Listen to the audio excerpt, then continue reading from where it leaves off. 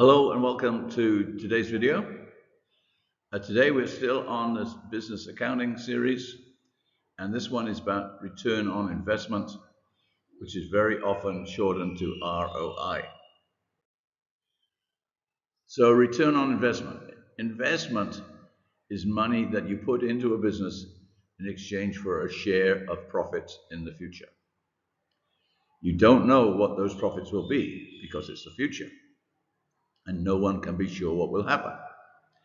We can make forecasts, but something can happen that we didn't expect to make those profits higher or lower. ROI is working out what the true return was, looking backwards at a time period that is already finished. To do the calculation, you need two pieces of information. Firstly, profit. And this is a true figure for the period that is finished. We're looking backwards at the past. Second thing we need is the amount we invested.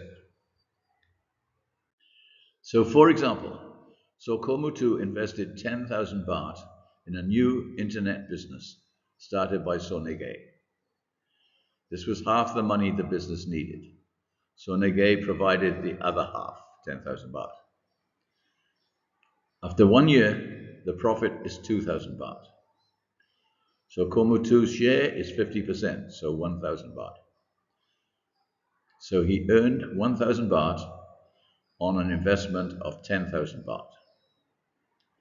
And usually the ROI is shown as a percentage. So the calculation is 1,000, the amount of profit, divided by 10,000, the amount he invested, multiplied by 100 to make a percentage. And the answer is 10%. So that's the ROI. Is this a good or bad return from the investment? Return is the money you get back from the investment. To answer that question, we need more information. Firstly, how risky is the investment? In other words, how much danger is there that I will lose my money?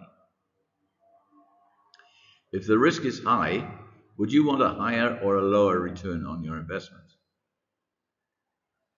Think about it. And the answer is you would want a higher one if you're going to accept higher risk, higher danger. So, am I happy about how much profit the business earned? Next question, how much did I expect to earn in the period? If Sonege had shown me a forecast before I invested that it would earn 4,000 baht in year one, I would be unhappy if it only earned 2,000 baht. But if the forecast was 1,000 baht profit in the first year, I would be happy if it earned 2,000 baht. If I hadn't invested the money in this business, how much return would I get for my money? The usual way to measure this is to look at the return you could get from putting the money in the bank or giving it to the government to use. These are seen as zero risk investments. You can be sure you will get your money back. So the return should go up the more risky the business is. So in the left hand, the blue column here, we've got different levels of risk. So level 1 is low, level 2 is getting higher, and so on up to level 5, which is the highest risk, the most dangerous. So in the right hand column, the return on investment goes up as you're taking more and more risk. It's getting more and more dangerous. You want more and more return on your investment. Why does it go up like this? Well, if you are the investor, you would not invest in a level 1 investment if it only promised a return of 2%. You would say to yourself, why should I put my money in a level 1 investment when I can get the same return but with lower risk at the bank? So people with higher risk ideas need to promise a higher return to encourage investors to participate. This creates another danger. People with high risk business ideas may tell the investors that they think they will get a high return, even if it's not true, to encourage them to participate. In other words, they may lie to them. And it's up to the investors to satisfy themselves about how much profit to expect. In the past, many investors have not been happy because the business did not do as well as they were promised. This is called buyer beware, which means buyer be careful. If the thing you buy isn't as good as you thought it would be, it's too late. You can't go back to the seller and say, I've changed my mind.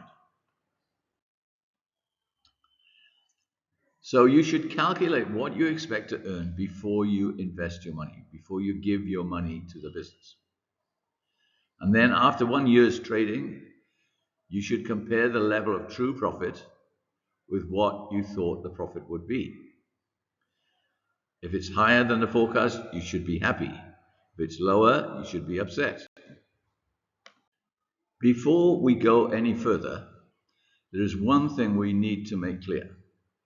The ROI is calculated using the net profit that the business makes.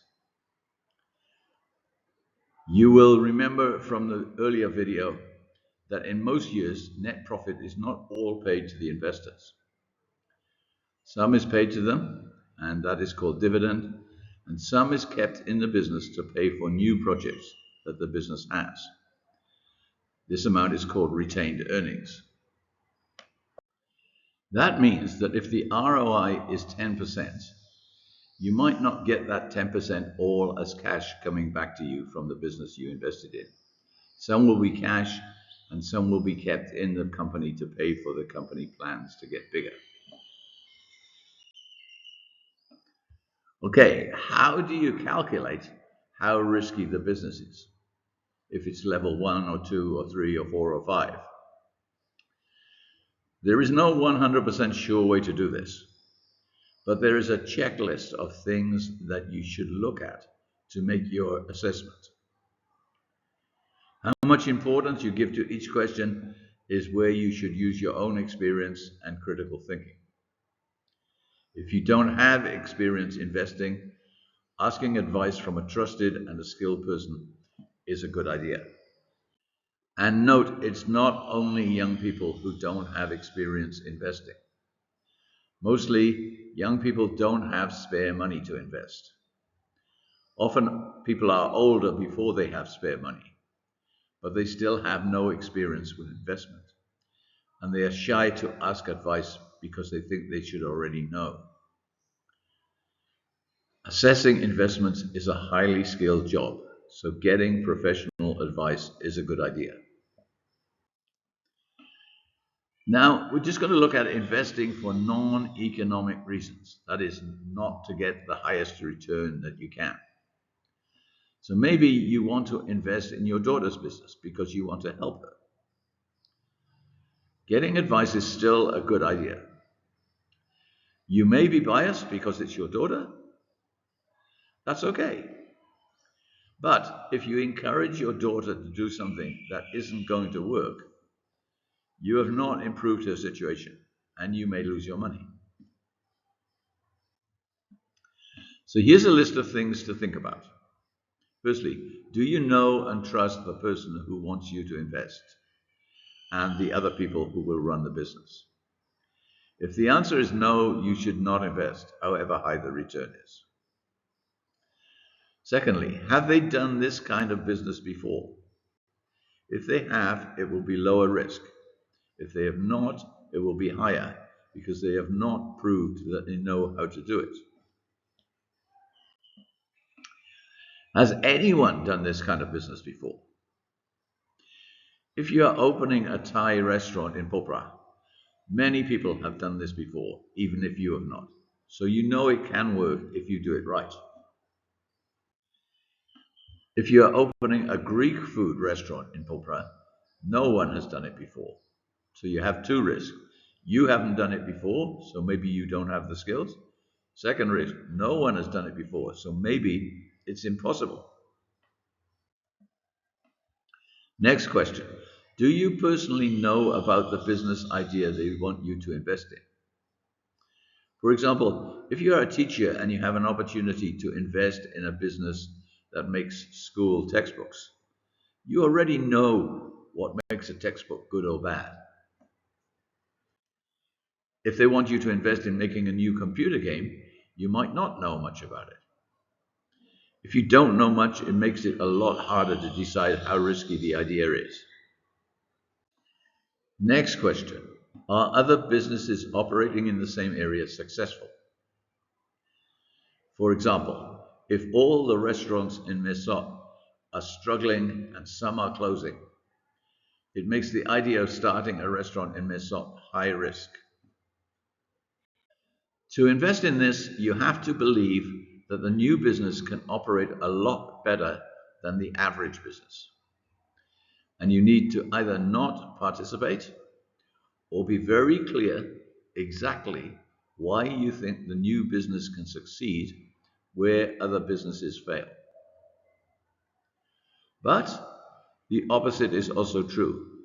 If you can see that other businesses doing the same thing are doing well, this makes the new business a lower risk. Next question. What is the competitive situation? If there are a lot of competitors, it will be hard to get more customers. But if you are the only one, it will be easy. For example, if you open a new Thai restaurant in Popra, there are many competitors. People who eat in restaurants in Popra already have their favorite restaurants. So why would they try yours? However, if you open a new guitar shop in Popra, you will be the only one.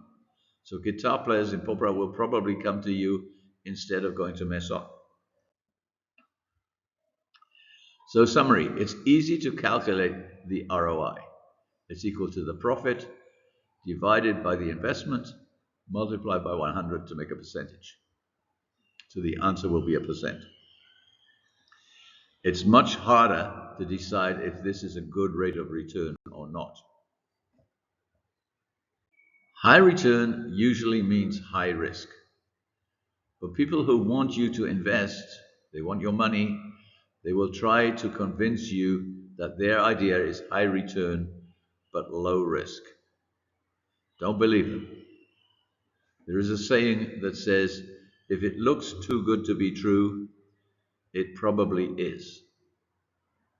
What do you think this means? Think about it. Before you decide on an investment, you should look very carefully at your own situation. So this is not about the business, this is about you. The big question is, what will the situation be like if I lose this money? If you are young, single, and earning a good salary, you are in a good position to take a high risk. If you lose the money, you can get more.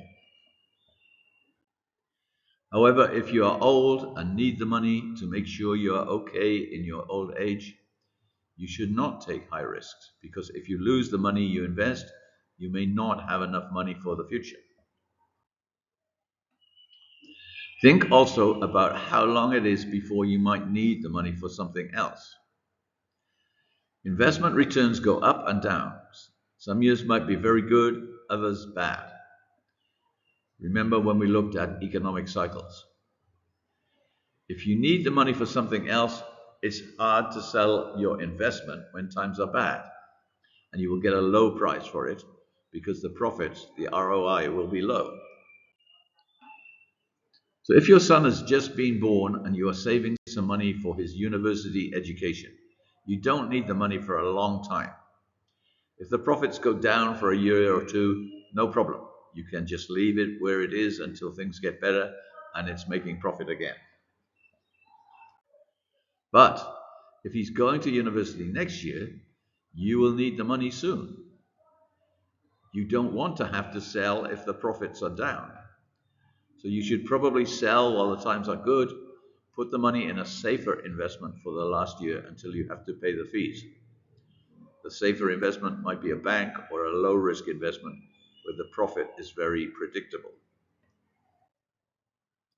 And this is the end, my friend. See you again next time.